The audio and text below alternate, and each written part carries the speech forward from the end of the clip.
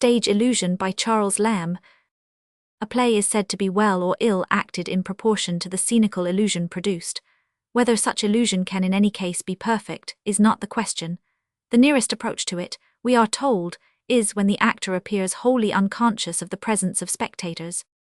In tragedy, in all which is to affect the feelings, this undivided attention to his stage business seems indispensable. Yet it is, in fact, dispensed with every day by our cleverest tragedians, and while these references to an audience in the shape of rant or sentiment are not too frequent or palpable, a sufficient quantity of illusion for the purposes of dramatic interest may be said to be produced in spite of them. But tragedy apart, it may be inquired whether, in certain characters in comedy, especially those which are a little extravagant, or which involve some notion repugnant to the moral sense, it is not a proof of the highest skill in the comedian when, without absolutely appealing to an audience, he keeps up a tacit understanding with them, and makes them, unconsciously to themselves, a party in the scene. The utmost nicety is required in the mode of doing this, but we speak only of the great artists in the profession. The most mortifying infirmity in human nature, to feel in ourselves, or to contemplate in another, is perhaps cowardice. To see a coward done to the life upon a stage would produce anything but mirth.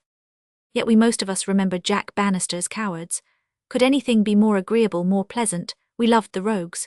How was this effected but by the exquisite art of the actor in a perpetual sub-insinuation to us, the spectators, even in the extremity of the shaking fit, that he was not half such a coward as we took him for.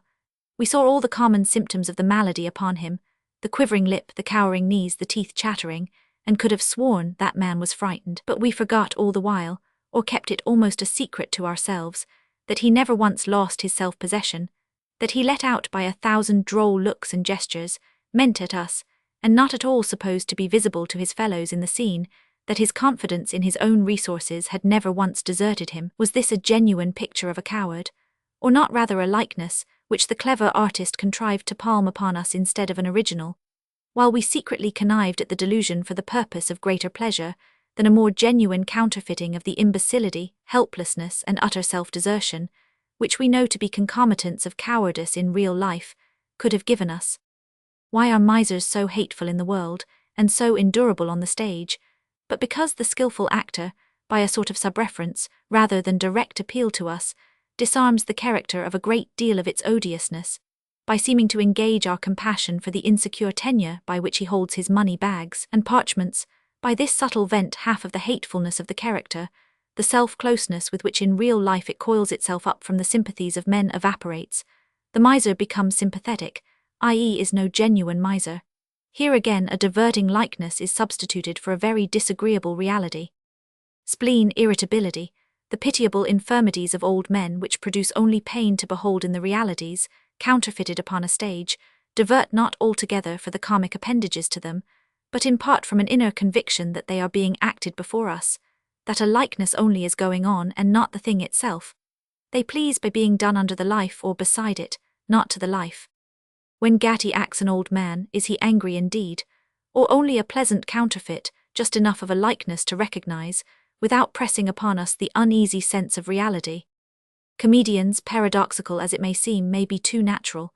It was the case with a late actor. Nothing could be more earnest or true than the manner of Mr. Emery, this told excellently in his Tyke, and characters of a tragic cast. But when he carried the same rigid exclusiveness of attention to the stage business, and wilful blindness and oblivion of everything before the curtain into his comedy, it produced a harsh and dissonant effect. He was out of keeping with the rest of the person dramatis. There was as little link between him and them as betwixt himself and the audience. He was a third estate, dry, repulsive, and unsocial to all. Individually considered, his execution was masterly. But comedy is not this unbending thing, for this reason, that the same degree of credibility is not required of it as to serious scenes. The degrees of credibility demanded to the two things may be illustrated by the different sort of truth which we expect when a man tells us a mournful or a merry story. If we suspect the former of falsehood in any one tittle, we reject it altogether. Our tears refuse to flow at a suspected imposition, but the teller of a mirthful tale has latitude allowed him. We are content with less than absolute truth.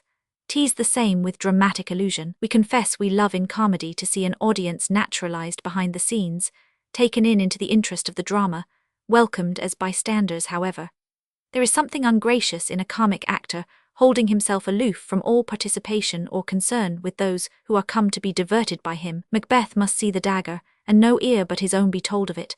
But an old fool in farce may think he sees something, and by conscious words and looks express it as plainly as he can speak, to pit, box, and gallery.